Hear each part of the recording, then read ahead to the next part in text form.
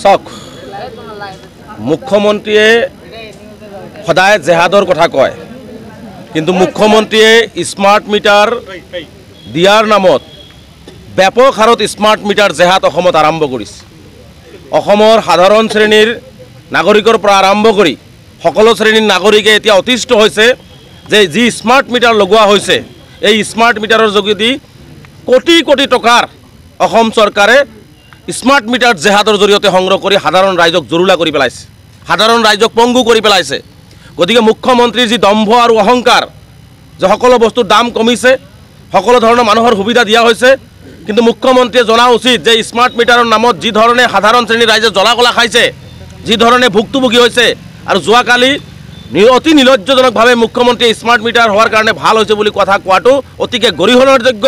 কাৰণ অসমৰ শদিয়াৰ পৰা ধুবুৰীলৈকে প্ৰতিজন গ্ৰাহকে, প্ৰতিজন সাধাৰণ শ্ৰেণীৰ পৰা নাগৰিকৰ পৰা আৰম্ভ কৰি প্ৰতিজন অসমবাসী ৰাইজে কৈ আছে যে স্মাৰ্ট মিটাৰটোৱে আমাক বহুত ধ্বংসৰ পথলৈ লৈ গৈ আছে, আমাৰ বহু টকা গৈ আছে। তাৰপিছতো মুখ্যমন্ত্ৰীয়ে এই ধৰণৰ কথা কোৱাটো দুৰ্ভাগ্যজনক অসমৰ মুখ্যমন্ত্ৰী হয়।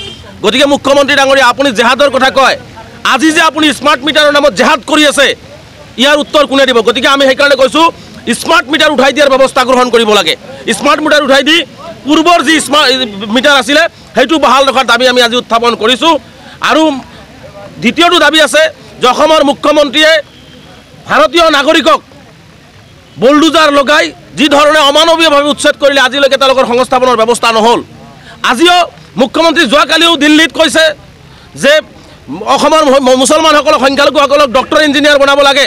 কিন্তু মুখ্যমন্ত্ৰীক মই প্ৰশ্ন কৰিব বিচাৰিছোঁ, ধলপুৰ, নগাঁও, হোজাই, কৰিমগঞ্জ জিলাত আপুনি যে উচ্ছেদ কৰি ৩৫০০ ছাত্ৰ ছাত্ৰীক শিক্ষাৰ পৰা বঞ্চিত কৰিছিলে তেওঁলোকক ডক্টৰ ইঞ্জিনিয়াৰ বনাব লাগেনে নাই? মুখ্যমন্ত্ৰীয়ে ইয়াৰ উত্তৰ দিব লাগে। মুখ্যমন্ত্ৰীয়ে যদি সঁচাকৈ সংখ্যালঘুক ডক্টৰ ইঞ্জিনিয়াৰ বনাব বিচাৰিছে তেনেহ'লে মুখ্যমন্ত্ৰীৰ মালিকানাধীন স্কুলত ধলপুৰ, নগাঁও, হোজাইৰ পৰা অন্ততঃ ২০জন ছাত্ৰ ছাত্ৰীক বিনা পইচাত পঢ়ুৱাই ডক্টৰ ইঞ্জিনিয়াৰ বনাই দেখুৱাই দিয়ক, তাৰপিছত তেওঁ মুছলমান ডক্টৰ ইঞ্জিনিয়াৰৰ প্ৰীতি দেখুৱাওক। অন্যথা এনেকুৱা ধৰণৰ আভুৱা ভৰা মিছা কথা কৈ সংখ্যালঘু সমাজক বিভ্ৰান্ত কৰি সংখ্যালঘু সমাজক ঠগাই দিল্লীত গৈ বাবা লৈ নিজৰ গাদী সুৰক্ষিত কৰাৰ যি অপচেষ্টা এই অপচেষ্টা বন্ধ কৰিব লাগে। তৃতীয়টো কথা হৈছে যে বান সমস্যাটো আমি ৰাষ্ট্ৰীয় সমস্যা হিচাপে ঘোষণা কৰাৰ দাবী উত্থাপন কৰিছোঁ আজিৰ এই ধৰ্ণা কাৰ্যসূচীৰ জৰিয়তে।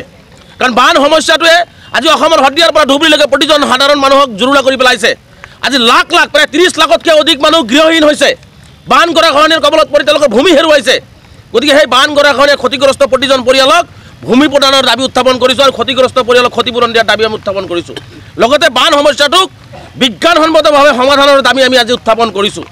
আমাৰ চতুৰ্থটো দাবী হৈছে যে ঢকুৱাখানাত নৃশংসভাৱে ভাৰত কঁপাই যোৱা এক হত্যাকাণ্ড সংঘটিত হ'ল। জাহাংগীৰক জীৱনতে কাটি জ্বলাই দিয়া হ'ল। আজিলৈকে জাহাংগীৰৰ দোষী হত্যাকাৰীক গ্ৰেপ্তাৰ কৰাৰ সাহস গোটাব নোৱাৰিলে। আজি অসমৰ মুখ্যমন্ত্ৰী দম্ভ অহংকাৰ, আজি শক্তিশালী মুখ্যমন্ত্ৰী, ডিজিপি আজি অতি শক্তিশালী ডিজিপি বুলি সকলে কয়, কিন্তু আজি কিয় জাহাংগীৰৰ হত্যাকাৰীক গ্ৰেপ্তাৰ কৰিব পৰা নগ'ল? গতিকে জাহাংগীৰৰ সেই হত্যাকাৰীক গ্ৰেপ্তাৰ কৰাৰ দাবী উত্থাপন কৰিছোঁ। ঢকুৱাখানাত মুখ্যমন্ত্ৰীয়ে গৈ সুনীল কুমাৰৰ পত্নীক আশ্বাস দিলে যে তেওঁৰ ল'ৰাক সকলো ধৰণৰ সুবিধা প্ৰদান কৰিব।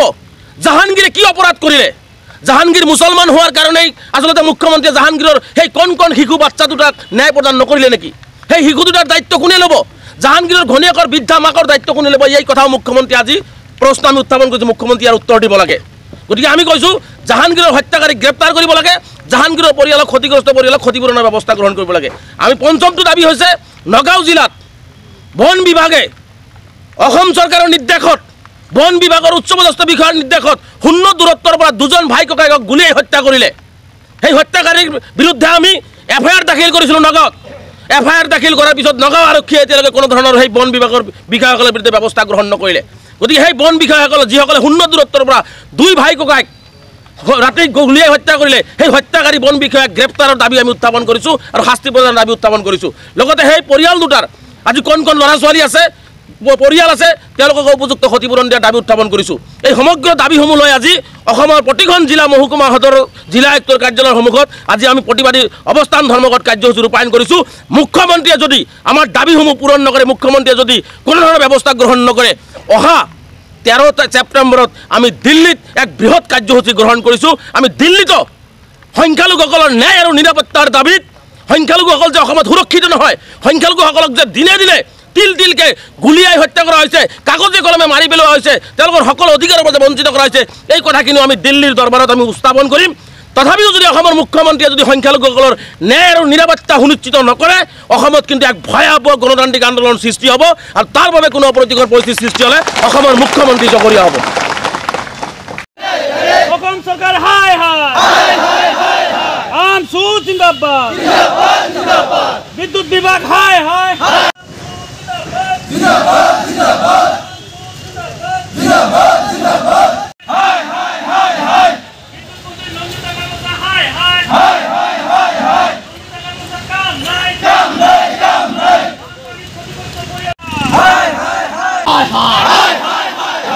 সরকার হাই হাই হাই হাই হাই আলিয়ালা মরিয়ালা 10 লাখ টাকা সাহায্য প্রদান করো, বন্ধ করো বন্ধ করো বন্ধ করো বন্ধ করো company home truck trust home truck